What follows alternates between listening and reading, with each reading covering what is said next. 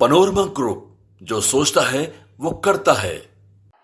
भारत माता की।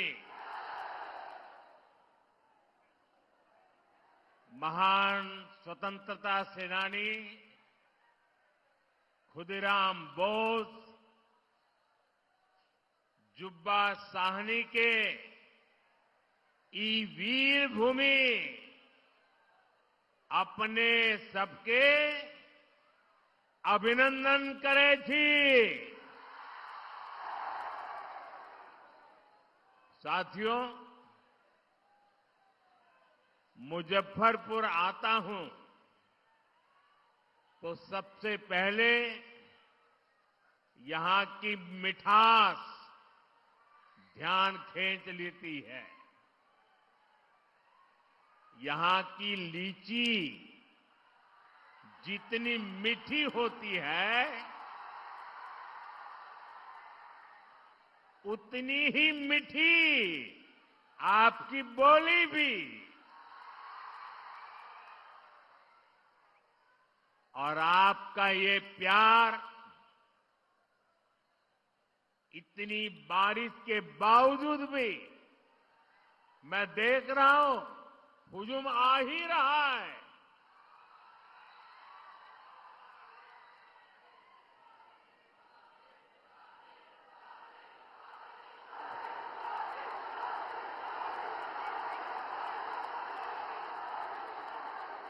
बिहार के मेरे भाई बहनों, बिहार के मेरे मालिकों, मैं आपका बहुत बड़ा कर्जदार हूं। और यहां तो इतनी बड़ी संख्या में युवा आए हैं।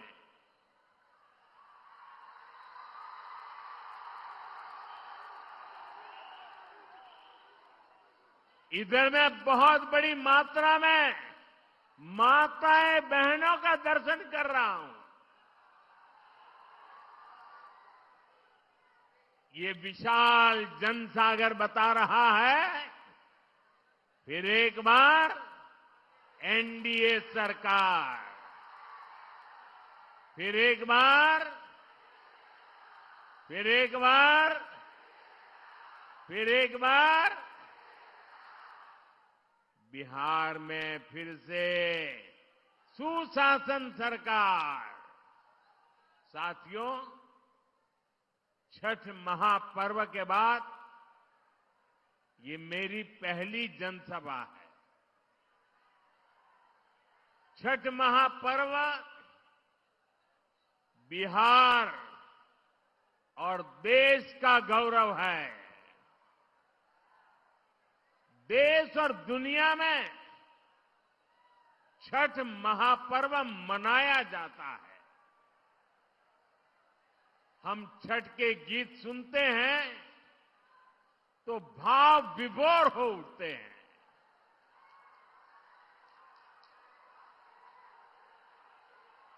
छठी मैया की पूजा में मां की भक्ति है। छठी मैया की पूजा में समता, ममता और सामाजिक समरसता है। छठी मैया की पूजा ये हमारी साझी विरासत का उत्सव भी है। और इसलिए हमारी सरकार का प्रयास है कि दुनिया भी, ये जरा सुनना, दुनिया भी इन मूल्यों से सीखे। साथियों, हम छठ महापर्व को मानवता के महापर्व के रूप में दुनिया की एक बहुत बड़ी संस्था है, दुनिया के सारे देश उसके साथ जुड़े हुए हैं। उस संस्था का नाम है यूनेस्को। हम लोग कोशिश कर रहे हैं कि यूनेस्को की जो विश्व विरासत की सूची है, पूरी दुनिया की ये महत्वपूर्ण संस्था यूनेस्को, और उसमें जो विश्व विरासत की सूची बनती है, बड़ी जांच पड़ताल के बाद बनती है, लंबी प्रक्रिया के बाद बनती है। हमारी सरकार लगातार कोशिश कर रही है कि हमारे इस छठ महापर्व को भी यूनेस्को की उस सूची में नाम दर्ज हो जाए। मुझे बताइए, हर बिहारी को गर्व होगा कि नहीं होगा? जरा पूरी ताकत से बताइए। जब दुनिया में ये महान विरासत के रूप में उसका नाम लिखा जाएगा, हर बिहारी को गर्व होगा कि नहीं होगा? हर हिंदुस्तानी को गर्व होगा कि नहीं होगा? साथियों, इसी दिशा में हम एक और अभियान भी शुरू करने जा रहे हैं, क्योंकि हम चाहते हैं कि नई पीढ़ी भी इस छठ महापर्व में गीतों की जो महान परंपरा है, गीतों के माध्यम से एक पीढ़ी को दूसरी पीढ़ी तक छठ महापर्व की संस्कार प्रक्रिया चलती है। उसको देशव्यापी ताकत देने के लिए हम पूरे देश में विभिन्न कलाकारों द्वारा छठ पूजा के भजनों की एक स्पर्धा करने वाले हैं। और छठ पूजा के पहले स्पर्धा कर देंगे, ताकि नए नए कलाकार, नए नए गीत, नई नई भक्ति, नई नई भावना, इसको व्यक्त करने का देश की हर भाषा के लोगों को मौका मिले। इसमें जनता ही चुनेगी कि उन्हें कौन कौन से गीत सबसे ज्यादा अच्छे लगते हैं। जो टॉप के गीत चुने जाएंगे, उन्हें लिखने वाले, उन्हें गाने वाले गायकों, उन सबको अगले साल छठ पूजा से पहले सम्मान किया जाएगा, उन्हें पुरस्कार दिया जाएगा। और ये विचार मुझे इसलिए आया कि मैं इस बार ट्रैवलिंग में जब होता था, रात को सोने से पहले जब थोड़ा समय रहता था, सुबह जब योगा करता था, तो मैं छठी मैया के भजनों को सुनता था। और उसमें मैंने देखा कि एक विदेशी महिला इतने बढ़िया तरीके से छठी मैया के गीत गा रही। मैंने एक नागालैंड की बेटी को देखा, उसके लिए तो हिंदी बोलना भी मुश्किल था, लेकिन वो नागालैंड की बेटी छठी मैया का भजन इतने भावपूर्ण रूप से गाती थी, तो मेरे मन में विचार आया कि अब छठी मैया हिंदुस्तान के कोने कोने में ही नहीं, दुनिया के कोने कोने में भक्ति का भाव जगा रही है। और इसमें से ये अभियान करने का विचार मेरे मन में पैदा हुआ। ये अभियान छठी मैया की पूजा से जुड़ी हमारी परंपरा के संरक्षण में बड़ी भूमिका निभाएगी और नई पीढ़ी को बढ़ बढ़ चढ़ करके हिस्सा लेने के लिए आमंत्रित करेगी। लेकिन साथियों, आपने देखा है, ये आपका बेटा तो छठी मैया का जय जयकार दुनिया में कराने में लगा है। दूसरी तरफ ये कांग्रेस और ये आरजेडी के लोग क्या कर रहे हैं? क्या कर रहे हैं? छठी मैया का अपमान कर रहे हैं। क्या कर रहे हैं? क्या कर रहे हैं? क्या कर रहे हैं? आप मुझे बताइए, क्या कोई कभी चुनाव में वोट पाने के लिए छठी मैया का अपमान कर सकता है क्या? क्या ऐसा अपमान बिहार सहन करेगा क्या? क्या ऐसा अपमान हिंदुस्तान सहन करेगा क्या? क्या मेरी माताएं जो निर्जला उपवास करती है, क्या वो सहन करेगी क्या? आरजेडी कांग्रेस के लिए कैसी बेशर्मी से बोल रहे हैं। उनके लिए तो छठी मैया की पूजा एक ड्रामा है, नौटंकी है। आप उनकी बातों से सहमत है क्या? ऐसे लोगों को सजा दोगे कि नहीं दोगे? जो माताएं बहनें निर्जला इतना लंबा व्रत रखती है, जो गंगा जी में खड़ी होकर सूर्य देव को अर्घ्य देती है, वो आरजेडी कांग्रेस की नजर में वो तो ड्रामा करती है।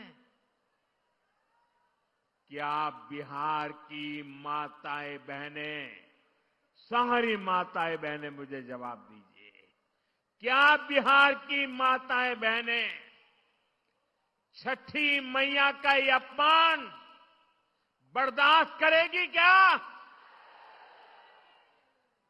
साथियों, ये हर उस व्यक्ति का अपमान है जो छठी मैया में श्रद्धा रखता है। और मैं जानता हूं, छठ पूजा के इस अपमान को बिहार चुनाव नहीं, आने वाले सैकड़ों साल तक भूलने वाला नहीं है। मैं छठी मैया की भक्ति को समझता हूं और इसलिए कहता हूं, सैकड़ों साल तक इस अपमान को छठी मैया की पूजा करने वाला कोई नहीं भूलेगा। साथियों,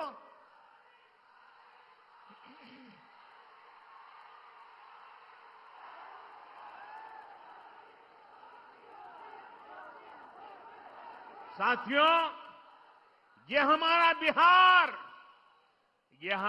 बिहार तो स्वाभिमान की धरती है। जिन लोगों ने छठ पूजा को गाली देने का काम किया है, बिहार ऐसे लोगों को कभी माफ नहीं करेगा। साथियों, बिहार का गौरव और बढ़ाना, बिहार की मीठी बोली, बिहार की संस्कृति, इसे दुनिया के कोने कोने में ले जाना, बिहार का विकास करना, एनडीए भाजपा की ये सबसे बड़ी प्राथमिकता है। जब भारत समृद्ध था, आर्थिक रूप से ज्ञान विज्ञान की सबसे बड़ी ताकत था, तब उसमें बिहार की बहुत बड़ी भूमिका थी। इसलिए आज विकसित भारत बनाने के लिए भी बिहार का विकसित होना बहुत जरूरी है।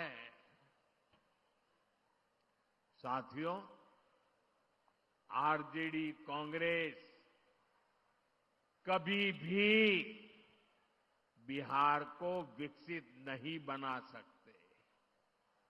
इन पार्टियों ने बरसों तक बिहार पर एक छत्र राज किया, लेकिन इन्होंने आपको सिर्फ विश्वासघात दिया है। आरजेडी और कांग्रेस वालों की पहचान 5 चीजों से है। अगर मेरी बात सच लगे तो मुझे आपका अनुमोदन चाहिए, मुझे आपका साथ चाहिए। क्या किया है आरजेडी वालों ने, क्या किया है कांग्रेस वालों ने, क्या किया है जंगल राज वालों ने? मैं 5 शब्दों में उनके कारनामों की कथा कहना चाहता हूं। ये 5 शब्द कौन से हैं? कट्टा है कि नहीं है? कट्टा, क्रूरता है कि नहीं है? कटुता है कि नहीं है? कुशासन है कि नहीं है? करप्शन। मैं दोबारा बोल देता हूं, कट्टा, क्रूरता, कटुता, कुशासन और करप्शन। ये जंगल राज की पहचान है कि नहीं है? आरजेडी की पहचान है कि नहीं है? उनके साथियों की पहचान बन गई है कि नहीं बन गई है? जहां कट्टा क्रूरता का राज हो, वहां कानून दम तोड़ता है। जहां कटुता बढ़ाने वाली आरजेडी कांग्रेस हो, वहां समाज में सद्भाव मुश्किल होता है। जहां आरजेडी कांग्रेस का कुशासन हो, वहां विकास का नामो निशान नहीं होता है। और जहां करप्शन हो, वहां सामाजिक न्याय नहीं मिलता। गरीब का हक लूट जाता है। सिर्फ और सिर्फ कुछ परिवार ही फलते फूलते हैं। आप मुझे बताइए, ऐसे लोग क्या कभी भी, मैं जरा आपसे सुनना चाहता हूं, क्या ऐसे लोग कभी भी बिहार का भला कर सकते हैं क्या? बिहार का भला कर सकते हैं क्या? बिहार का भला कर सकते हैं क्या? बिहार का भला कर सकते हैं क्या? साथियों, बिहार को आगे बढ़ाने के लिए उद्यम चाहिए, उद्योग चाहिए, और उद्योग के लिए जमीन, बिजली, कनेक्टिविटी और कानून का राज चाहिए। अब सोचिए, जिनका इतिहास जमीन कब्जाने का हो, वो क्या किसी उद्योग को जमीन देंगे क्या? जिन्होंने बिहार को लालटेन युग में रखा, वो बिजली दे पाएंगे क्या? जिन्होंने रेल को लूटा वो बिहार में कनेक्टिविटी बढ़ाएंगे क्या? जिन्होंने भ्रष्टाचार और घोटाले के रिकॉर्ड तोड़ दिए वो कानून का राज ला सकते हैं क्या? साथियों, बिहार ने भाजपा एनडीए का सुशासन देखा है।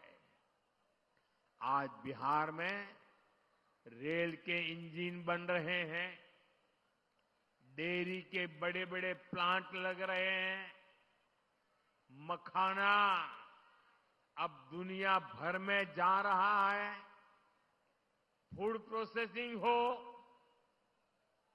टेक्सटाइल क्लस्टर्स हो, लेदर पार्क हो, आईटी पार्क हो, ये सब हमारे बिहार की पहचान बन रहे हैं।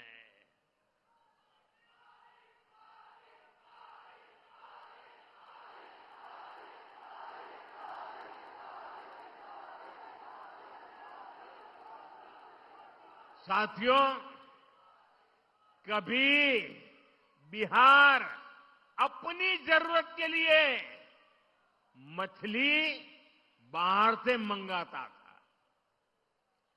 आज बिहार अपनी जरूरतें तो पूरी करता है, लेकिन बिहार के मेरे भाई बहन मछली दूसरे राज्यों को भी भेज रहे हैं, कमाई कर रहे हैं। ये आत्मनिर्भरता का कितना बड़ा उदाहरण बना है। साथियों, एनडीए का संकल्प है बिहार में पढ़ाई, कमाई, दवाई और सिंचाई इसके भरपूर अवसर बने। बिहार का बेटा बेटी अब पलायन नहीं करेगा, बिहार में ही काम करेगा, बिहार का ही नाम करेगा।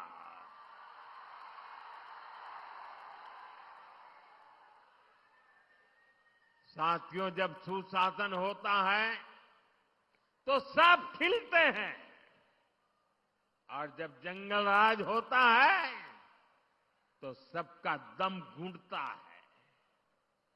मैं इसका भी एक उदाहरण देता हूं। आजकल पूरा बिहार जीएसटी बचत उत्सव मना रहा है। इससे बिहार के हर परिवार को बचत हो रही है। हमारे नौजवान साथियों में से कोई नई बाइक खरीद रहा है, कोई नई स्कूटी खरीद रहा है। एक ताजा आंकड़ा आया है, आप इस आंकड़े को जरा याद रखना।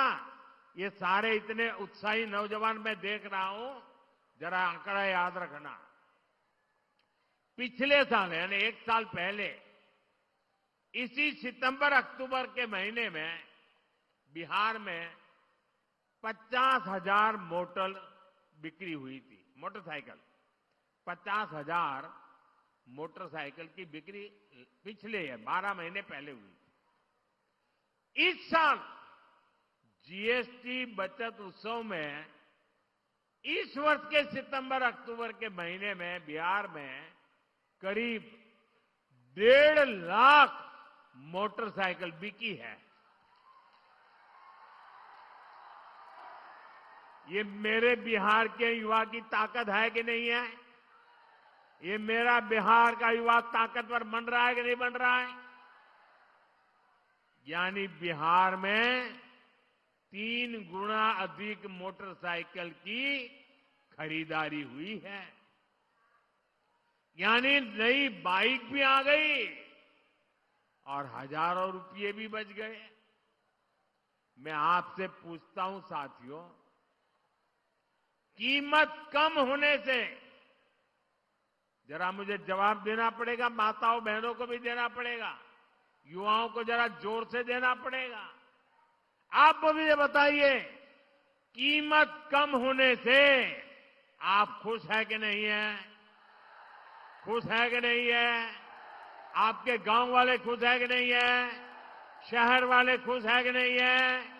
बिहार वाले खुश है कि नहीं है? देश भर के लोग खुश है कि नहीं है? लेकिन साथियों, जंगल राज में ये काम संभव ही नहीं था। जंगल राज में तो गाड़ियों की दुकानें, गाड़ियों के शोरूम भी बंद हो गए थे। और ये बंद इसलिए हुए, इसलिए नहीं कि बिक्री नहीं, संभावना नहीं थी, लेकिन ये इसलिए बंद हो गए क्योंकि आरजेडी के नेता अपने टोलियां लेकर के अपने साथियों को लेकर के शोरूम लुटवा लेते थे, गाड़ियां लूट जाते थे।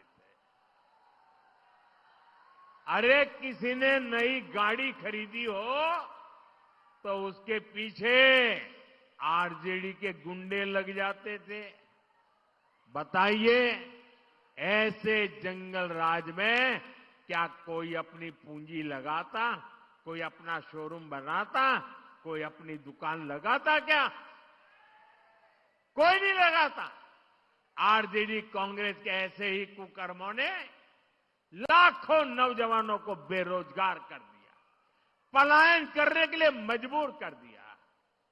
साथियों, जंगल राज के दिनों को याद करते हैं तो अंदाजा लगता है कि हालात कितने खतरनाक थे। यहां आप मुजफ्फरपुर के लोग आरजेडी सरकार में हुए गोलू अपहरण कांड कभी नहीं भूल सकते। जो 20-25 साल की उम्र तक के लोग हैं ना, उनको शायद एक गोलू अपहरण कांड का पता नहीं होगा। जो पुराने लोग हैं, जरा उनको बताना क्या हुआ था। इसी शहर में साल 2001 में स्कूल जाते हुए एक छोटे से बच्चों को, एक बालक को अपराधियों ने दिन दहाड़े किडनैप कर लिया था और बदले में ढेर सारे रुपये मांगे थे। और जब रुपये नहीं दे पाए तो इन आरजेडी के चट्टे बट्टों ने उस गोलू को, उस छोटे से बच्चे को उसके टुकड़े कर दिए। मेरे भाइयों बहनों, उसके टुकड़े कर दिए, बेरहमी से उसे मार दिया गया।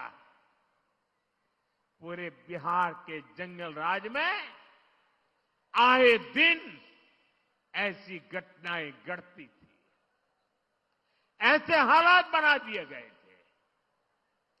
आरजेडी के शासन में करीब करीब 35 से 40 हजार से ज्यादा अपहरण हुए थे। आज के युवा कल्पना कर सकते हैं कितनी खौफनाक स्थिति थी।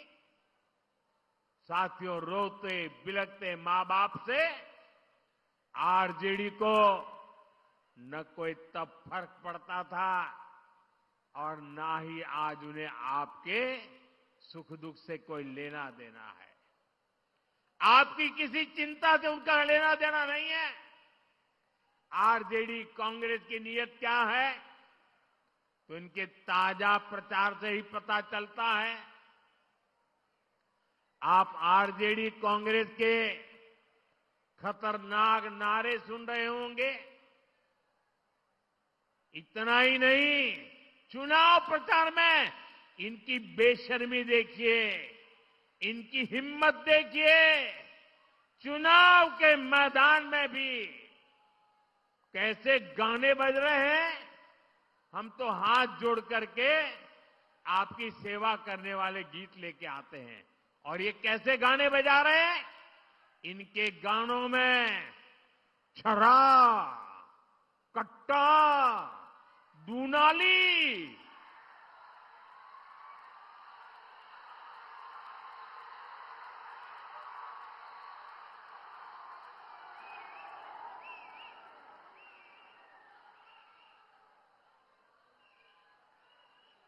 मैं तो सोच नहीं सकता भाई, ये छुरा, कट्टा, दूनाली, इसके गाने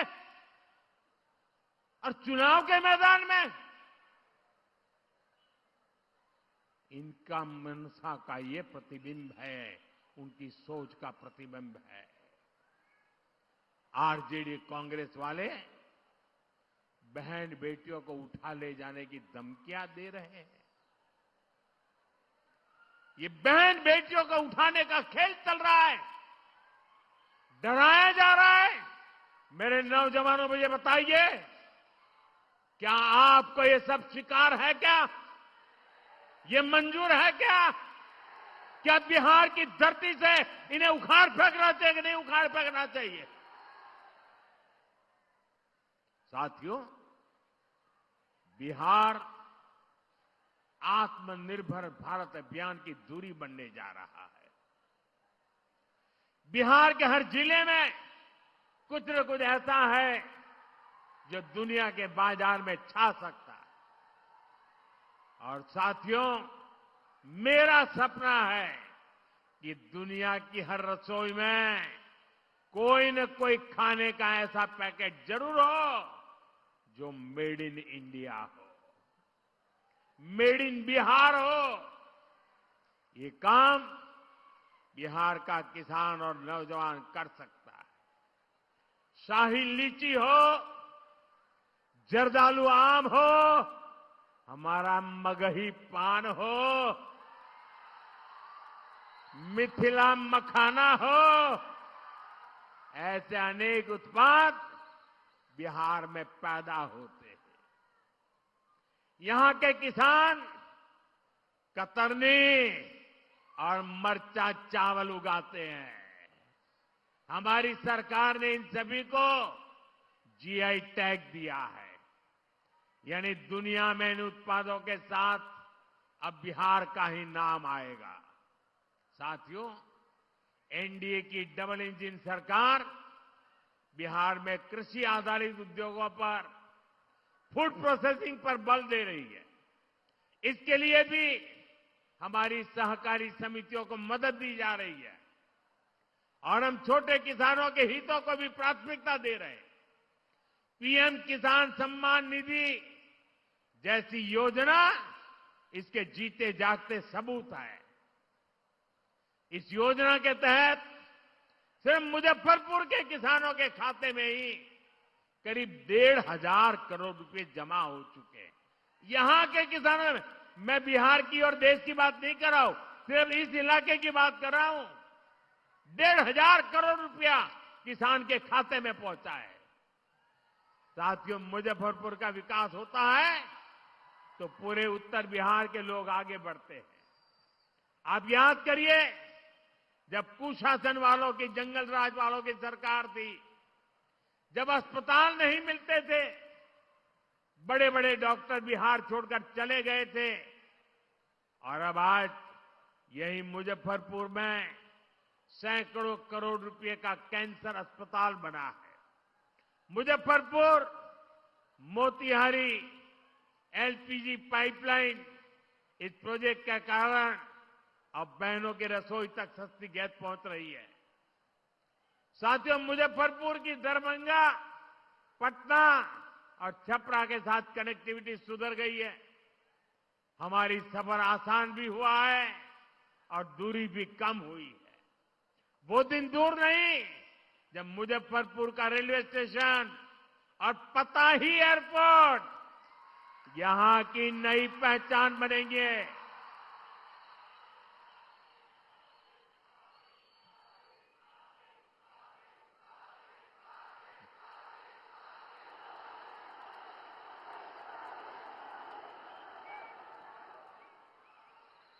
साथियों, ये धरती राजेंद्र बाबू जेबी कृपलानी, जॉर्ज फर्नांडिस और कैप्टन जयनारायण निषाद की कर्मभूमि रही है। जानकी वल्लभ शास्त्री, बाबू देवकी नंदन खत्री, रामवृक्ष बेनीपुरी और रामधारी सिंह दिनकर जी ने यहां अपने साहित्य को धार दी है। बिहार की इन महान संतानों की प्रेरणा आज एनडीए सरकार के काम में दिखती है। आपको पता ही है, एनडीए सरकार ने मुजफ्फरपुर की किसान चाची का नाम आप जानते हैं। मुजफ्फरपुर का ही नहीं, पूरे बिहार का गौरव है। किसान चाची राजकुमारी देवी जी को हमने पद्मश्री अवार्ड से सम्मानित किया। कांग्रेस आरजेडी के राज में तो सम्मान भी उन्हीं को मिलता था जो इनके दरबार में हाजिरी लगाते थे। क्या ऐसे लोग गरीबों को आगे बढ़ा सकते हैं? साथियों, सामाजिक न्याय के नाम पर भी आरजेडी कांग्रेस ने आपको सिर्फ धोखा ही दे दिया है। सच्चाई ये है कि ये लोग डॉक्टर बाबा साहब आम्बेडकर का अपमान करने में गर्व करते हैं। जिन बाबा साहब की तस्वीर को करोड़ों भारतीय सिर माथे पर रखते हैं, अपनी पूजा में रखते हैं, ये आरजेडी वाले लोग उसको पैरों के पास जगह देते हैं। दलितों को लेकर आरजेडी कांग्रेस के मन में यही भावना है। साथियों, बाबा साहब का सम्मान, उनका विजन हमारी सरकार की बहुत बड़ी प्रेरणा है। हमारी सरकार ने बाबा साहब से जुड़े स्थानों को पंच तीर्थ के रूप में विकसित किया है। बहुत कम लोगों को पता होगा कि बाबा साहब ने जब पीएचडी की पढ़ाई की थी तो उनका विषय था रुपया रूपी। वो अर्थव्यवस्था के बहुत बड़े जानकार थे। इसलिए ही भाजपा एनडीए की सरकार ने जो डिजिटल लेन देन वाला प्लेटफॉर्म है ना, आप जो मोबाइल से पैसे देते हैं, आपको पता है हमने उसका नाम भीम रखा हुआ है। आज भीम ऐप ने डिजिटल लेन देन में अमीरी गरीबी का भेद मिटा दिया है। आज लाखों की गाड़ियों में चलने वाला भी भीम ऐप का इस्तेमाल करता है और ठेले पर सामान बेचने वाला मेरा गरीब भाई भी भीम ऐप से लेन देन करता है। बाबा साहब की प्रेरणा से असंभव को भी संभव कर दिखाया है। साथियों, ये हमारी सरकार ही है जिसने पिछड़ा वर्ग आयोग को संवैधानिक दर्जा दिया। हमने ही मुजफ्फरपुर की संतान डॉक्टर भगवान लाल साहनी को पिछड़ा वर्ग आयोग का अध्यक्ष बनाया। सबको अवसर मिले, सबको सम्मान मिले, यही सच्चा सामाजिक न्याय है और ये भाजपा एनडीए सरकार में ही संभव है। साथियों, बिहार की बहनों बेटियों में अद्भुत हुनर है। मां सरस्वती की आप बहनों बेटियों पर बहुत कृपा है। यहां की शानदार सृजनी कला से गांव गांव में कई सारी बहनें जुड़ी है। लाठी चूड़ियां तो मुजफ्फरपुर की पहचान है। अब ये परंपरा से आगे फैशन में भी आ रही है। आप मुझे बताइए बहनों, आपकी जो एक कला है, ये जो कौशल है, ये पूरी दुनिया तक पहुंचानी चाहिए कि नहीं पहुंचनी चाहिए? आपकी कला दुनिया में जानी चाहिए कि नहीं जानी चाहिए? अरे पूरी ताकत से बताइए, जानी चाहिए कि नहीं जानी चाहिए? अब आप मुझे बताइए, ये काम कौन करेगा? ये काम कौन करेगा? ये काम कौन करेगा? ये काम कौन करेगा? ये काम भाजपा एनडीए को दिया, आपका एक वोट करने वाला है। साथियों, नरेंद्र हो या नीतीश जी, बहनों का सशक्तिकरण हमारी प्राथमिकता रही है। हमने गरीबों को पक्के घर दिए तो रजिस्ट्री बहनों के नाम पर की। हमने नल दिया, हमने मुफ्त गैस कनेक्शन दिया, मुफ्त अनाज दिया, ताकि बहनों की परेशानी कम हो।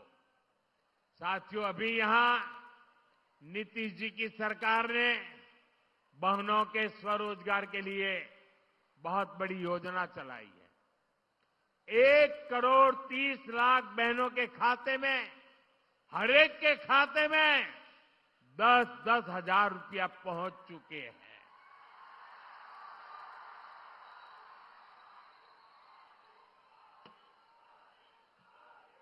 देखिए, सुनते ही बहनों में कितनी चेतना दिख रही है। इस पैसे से बिहार की बहनें अपना खुद का कोई न कोई व्यवसाय, कोई न कोई काम शुरू कर रही है। और मैं आपको विश्वास दिलाता हूं, हम यहीं पर नहीं रुकेंगे। जब फिर से एनडीए सरकार बनेगी तो इन बहनों को अपना काम बढ़ाने के लिए और अधिक प्रोत्साहन दिया जाएगा। साथियों, बिहार के चुनावी संग्राम में अब 2 युवकों की जोड़ी ने, जो अपने आप को युवराज ही मानते हैं, इन 2 युवराजों ने झूठे वायदों की दुकान खोल दी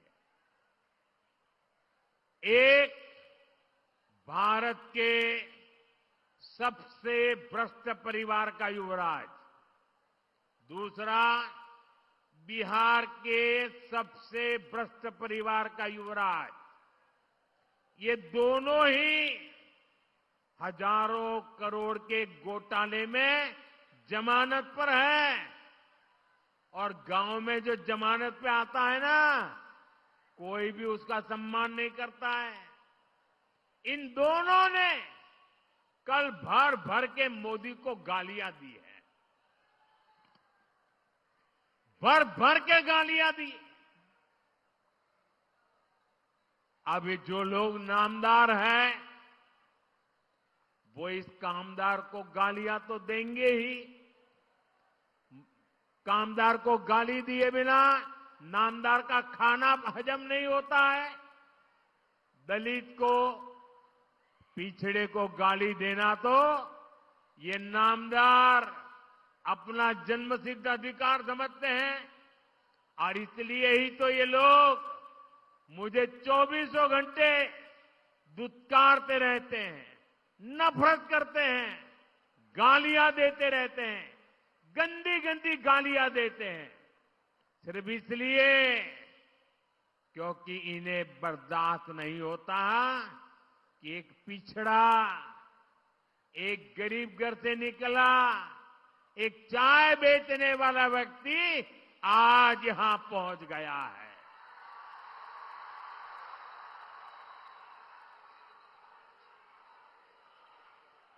जो गालियां देते हैं, जरा कान खुल करके सुनो। ये आपकी कृपा से यहां नहीं पहुंचा है, ये तो देश की जनता जनार्दन के आशीर्वाद से और बाबा साहब आंबेडकर के संविधान से पहुंचा है। साथियों, इस चुनाव में असली खबर मुझे दी गई गालियां नहीं है, बल्कि आरजेडी कांग्रेस में हो रहा झगड़ा है। आरजेडी कांग्रेस का रिश्ता तेल और पानी की तरह दिख रहा है। एक ग्लास में होते हैं, शीशे का ग्लास है, दिखते तो एक ग्लास में है, लेकिन पानी और तेल का मेल ही नहीं होता है। बिहार में हर तरफ से खबरें आ रही हैं कि कैसे आरजेडी कार्यकर्ता कांग्रेस के लोगों को नीचे घसीट रहे हैं। वही कांग्रेस के कार्यकर्ता भी आरजेडी के लोगों से पूरी दुश्मनी निकाल रहे हैं। जमानत पर चल रहे इन दोनों युवराजों ने कल ये दिखाने की बड़ी कोशिश की कि उनके बीच कोई मनमुटाव नहीं है, कोई झगड़ा नहीं है, लेकिन इन्हीं लोगों के लिए कहा गया है, ऊपर से तो दिल मिला, भीतर फाके तीन। साथियों, इन्हें जो चीज एक साथ ले आई है वो है सत्ता का लालच। इन्हें किसी भी तरह बिहार की सरकार पर कब्जा करना है ताकि भ्रष्ट परिवार मिलकर फिर से बिहार को लूट सके। मुझे आप बताइए कि आप आरजेडी कांग्रेस को फिर से, मुझे आपका जवाब चाहिए, जनता का जवाब चाहिए। आप मेरे मालिक हैं, आप जो कहेंगे वो मुझे मंजूर होगा। आप मुझे बताइए, ये जमानत पर निकले युवराजों को हम फिर से बिहार लूटने की इजाजत देंगे क्या? बिहार लूटने देंगे क्या? इन लोगों को बिहार लूटने का हक देंगे क्या? साथियों, आज हर सर्वे में एक बात खुलकर सामने आ रही है। इस चुनाव में आरजेडी कांग्रेस की अब तक की सबसे बड़ी हार होने जा रही है। सारे सर्वे बता रहे हैं और सारे सर्वे ये भी बता रहे हैं कि इस चुनाव में एनडीए की सबसे बड़ी जीत होने वाली है। और इसी चुनाव में आरजेडी कांग्रेस को अब तक की सबसे कम सीटें मिलने वाली है। ये एक नया इतिहास बिहार के युवा, बिहार की महिला, बिहार का किसान, बिहार का मछुआरा बना रहा है। और इसी से आरजेडी कांग्रेस वाले बुरी तरह घबरा गए हैं। अपने घोषणा पत्र में ये लोग ऐसी ऐसी बातें बोल रहे हैं कि सिर्फ और सिर्फ झूठ है। ये लोग इतना फेंक रहे हैं कि इनके समर्थकों तक को हजम नहीं हो पा रहा है। मैं देख रहा था बिहार के युवा कैसे सोशल मीडिया पर इन लोगों का मजाक उड़ा रहे हैं। ये आरजेडी कांग्रेस वाले बिहार के लोगों की बौद्धिक क्षमता को कम आंकने का पाप कर रहे हैं। मैं जानता हूं बिहार के लोग आरजेडी कांग्रेस के झांसे में नहीं आएंगे, फिर एक बार एनडीए सरकार बनाएंगे। साथियों, बिहार अब विकास की रफ्तार पकड़ चुका है।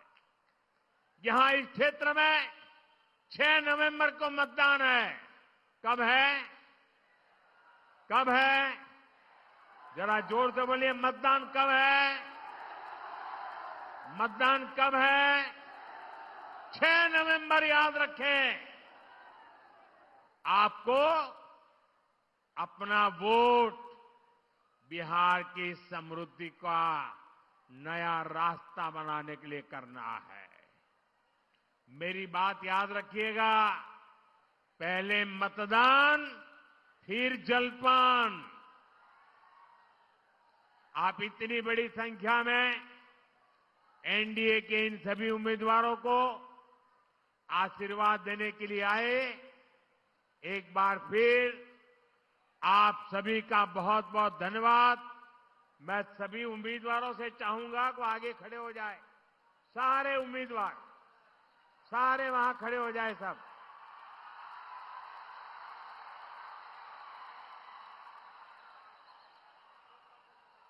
मेरे साथ बोलिए, भारत माता की, भारत माता की, भारत माता की।